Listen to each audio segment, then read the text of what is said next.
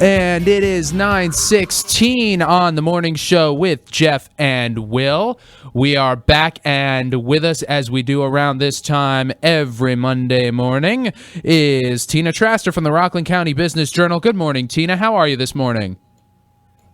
And people, the good people of Rockland County. How is everybody today? We're doing fine on this beautifully sunny but very chilly day here in Rockland County. We can't speak for everybody in other places of the world, of course, but how are things in the business world? Always busy. A few things to talk about today. Kind of wanted to cover three things, but that might be overly ambitious, but let me get going. I wanted to just mention that with regard to the Chick-fil-A issue that was discussed previously this morning, just to clarify, the ban on restaurants is only relevant in the RS district, which essentially is along Route 59. So, and while yes, it is an obsolete law, the two things to understand is that the planning board did deadlock on this. We reported that. And two, yes, it does affect the Chick-fil-A application, although it will be interesting to see whether that law gets scrapped. Moving on to another issue, which is the short-term rentals, the ban on short-term rentals. Mm-hmm. Now, I want to talk about this kind of in a more global sense, in that we saw Stony Point do this a year ago. And although it's interesting, because in Stony Point, they set the fines at $350 for the first offense, and between $350 and $700 for a second offense, and up to $1,000 for a third offense. But also, in Stony Point, violators are entitled to a warning before being prosecuted. Now, the laws that are being proposed in Clarkstown are far more draconian, in that the first offenses they're 10 times higher, okay? They start at $3,500 and move up to between $10,000 and $15,000. Wow. So that is a very, very different approach. And I'll tell you a couple of other things in a moment, but we often see in this county that kind of domino effect when one town starts something like Stony Point did a year ago, and now we will see this in Clarkstown, because it does seem like it's on the fast track to happening. And then you have to, wonder, okay, is this going to end up basically being a county-wide ban? I'm not saying that Orangetown has suggested that, or Ramapo, or North Rockland, Haverstraw yet. But what we would be talking about across the board are people being unable to come to the county if this should catch fire in the way that sometimes these things do. Anyway, right now we have our eyes on Clarkstown. There will be a March 8th hearing. I know that the community, that there's a split feeling in the community about this. On the one side, some people are all in favor and just outright want this ban on short-term rentals. And on the other side, I believe that people, there are other people who feel that they should not be told and what to do with their properties, that this tramples on their property rights, and that it certainly is overreach of government. We will see. I can tell you that if I had to take out my crystal ball, it seems like the entire council is ready to move forward with this ban. But we shall see what happens, when they hear feedback from the community. Last week, the homeowner who really was the catalyst for this, the Mir Shvalsky of Turnberry Court, whose home had been rented out through Airbnb and where there was a shooting incident, mm-hmm. He went to court and pled not guilty. He is in the process of hiring an attorney. The town has stated that they're seeking $15,000 in fines from him. But interestingly enough, in our reporting, And this circles back to Stony Point's approach. We previously reported that the building department generally will give a homeowner a warning before issuing any sort of a violation if a house has been rented out for a short-term rental without a permit. And in this particular case, the mitigating circumstance was that this gentleman had only purchased the house in December. He rented it out in January. So, as the building department rightly said, they were not aware that he had his house on Airbnb, and very likely he was not aware that there was such a law here in the county, or in the town, excuse me. So, it will be interesting to see, how this plays out, in the court, for sure. But I think the important thing here to take note is that the building department, previously or traditionally would go out and issue a warning to somebody if they found that their property was listed on Airbnb or VRBO or one of those sites, and say, hey, you need a permit. And in Stony Point's ban, also it says that violators are entitled to a warning before being prosecuted. And in Clarkstown's proposed ban, there's no leeway for that. There's not going to be this kind of warning. It's just simply, boom, you're in violation. We're slapping you with a rather steep fine. The law itself, if you look at the language, just kind of one last thing on this, and then you can tell me what you think, or what you think people think. But proposed law, it says, quote, is designed to prevent unregulated tourist or transit-oriented uses within all permitted and pre-existing non-conforming single-family, two-family, and multifamily dwellings in residential districts and traditional residential neighborhoods. The law bans short-term rentals, which those are of 29 days or less. And it also here's another thing that's tricky, that I don't know if the lawyers didn't think about this, but here's the thing: as the ban is written, quote, it only prohibits short-term rentals when there is, quote, exchange for monetary compensation or other valuable consideration. Okay, that's a fancy way of saying, renting a house out and getting money for it. But here's the thing. The law says it is silent on prohibiting short-term rentals where there's no money or valuable consideration changes hands. So, for example, let's say you don't live here in this county, but let's say somebody has somebody stay at their house. Like Jeff. What? Yeah. Like Jeff. Well, let's say somebody stays at your house and they are going to water your plants or do construction or watch your dogs in exchange for being able to stay over while you go away. There's a transaction. Mm-hmm. Now, it might not be Airbnb, but it's still a transactional arrangement where you are getting somebody's babysitting or dog sitting or whatever it might be. Mm-hmm. So, but in that case, you are paying the person to stay there rather than them paying you to stay there. That's right. That's right. But it still amounts to somebody being in your house on a short-term basis. And that still is covered under the legislation?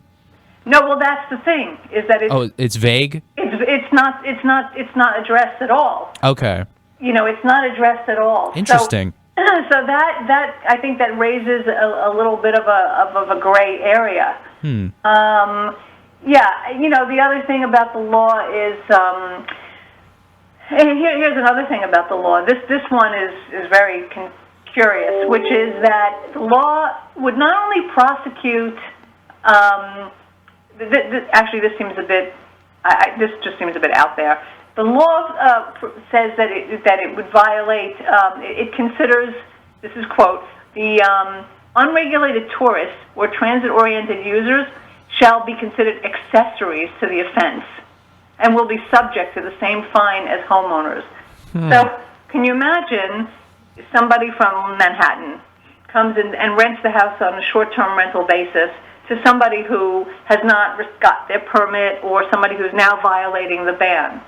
But this person, these people from, let's say, Manhattan, how would they know? Who would think to look up the town code? If you were staying in Airbnb somewhere in Seattle, would you look up the Seattle town code to make sure that you were in compliance? As someone who's used Airbnbs before, I've never thought to do that. But now that this is a thing, maybe now. it's pretty out there to basically to stretch this to make the quote unregulated tourists or transit-oriented users accessories to the offense. I mean, I think that's a little bit out there. I don't know, how this is really going to take. I don't know how enforceable this will be. I don't know how much of an issue this really is. Well, we do have a caller right now who says, and I quote, "Do you want to hear the voice of the people?" Gracie's on the line right now, and she'd like to talk to you if you don't mind. I've always loved to speak with Gracie. Gracie, you're on. Hi, I was being facetious, voice of the people, but Tina, you asked, you want to know what people are thinking. Listen, obviously it's involved, and therefore, bottom line, after listening to what you say, that's why lawyers are making so much money. Okay? and my son is one. I mean, you could have a year's worth of work with what you're talking. And if they're billing $3, $4, $5, and the big ones are billing $1,000 an hour. Okay, bottom line is this. You know what the problem was with this thing? If there wasn't the shooting, I know, nobody would know a damn thing, and we'd all go along our merry way. I couldn't agree. Shooting, and that's why everybody is going crazy. I couldn't agree with you more. And therefore, as a result of that, now everybody else has to, they can't, rent the house normally to normal people. Okay, that's number one. Number two, I'd like to know, I missed it. I walked a little bit. I was sweeping. So what's the fine in Clarkstown? What I'm getting at is the guy said, I'm not guilty. All right, not guilty. How much is this lawyer going to cost him to fight it in court? You're right. I would just pay the money and forget about it and don't make the mistake again. Well, the fines are, he's on the hook, if you go to the top, he's on the hook for $15,000, okay? That's a lot of money. How much is an attorney going to cost? I don't know, $300, $400 an hour? I know, I don't want to tell you what my son charges in California. Oh, well, he might be able to pick up a lawyer for $300, $400 an hour.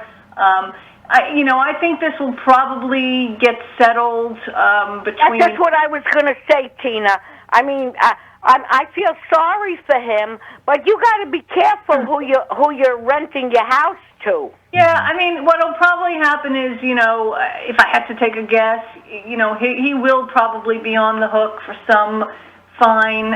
If you look at, he's charged with three things. $3,500 is the floor. So, he's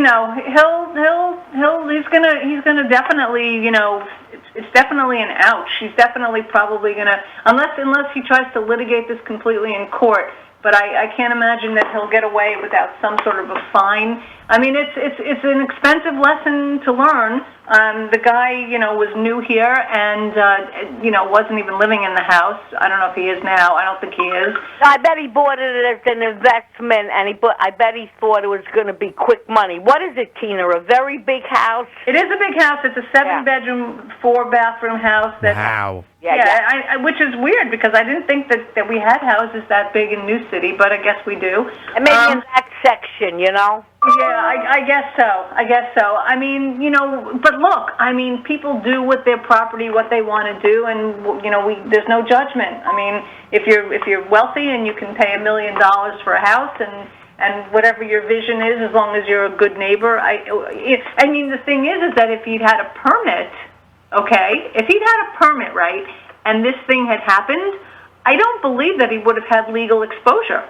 No, even with the shooting, because it wasn't his fault. Right, it wasn't his fault. And the thing is like think about it. Let's say I live in some sort of a grand house, which I don't. I live in a lovely little farmhouse. But let's say I lived in a grand house, and I wanted to have people come and make a video here, and something bad took place.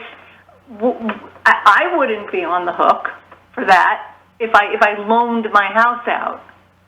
But it's just unfortunate it was a shooting. If it wasn't a shooting, nobody would know. We wouldn't know anything about it. And I agree. From our reporting, what we've gathered is there's just one other case in town where a person has their house on one of these rental sites, and they have a swimming pool, and there's been some fuss about the swimming pool, and she's been in court. But even she, who's been in court several times, because I actually have seen her in court, even she was given warnings and kind of a long leash to correct her mistakes.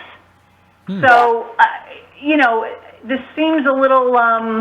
Yeah, I gotta say something with the swimming pool. Boy, that's all you need. A kid drowned. Yeah. No, I mean there are other laws that you have to follow regarding that when you have a swimming pool. So, but I suspect that this will pass very quickly, and then I think it becomes a question: do we see this in Orangetown? Do we then see it in Ramapo? Do we see this in the town of Haverstraw? Is the county just going to fall into lockstep and across the board ban, quote, short-term rentals, which basically will foreclose on the county's ability to have that option as a tourism option? Which on the surface, everything is good, right? But unfortunately, what happened is ruining it, Could I ask you something light? Where supposedly is this chicken fillet supposed to be? Oh, that. Okay, that's a different story. Moving on. So that's in the shopping center where the Hobby what's it called? Hobby Lobby?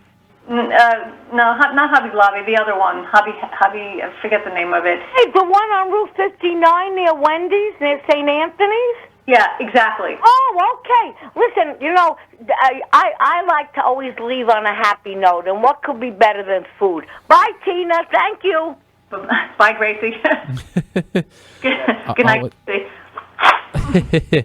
Always a pleasure to talk to Gracie, of course. Yes, she's very spirited.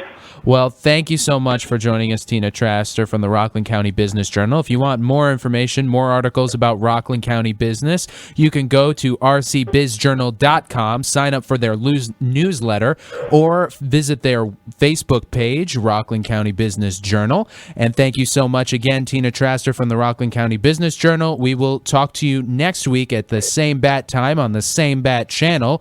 Next week, if not before then. All right, have a jolly week.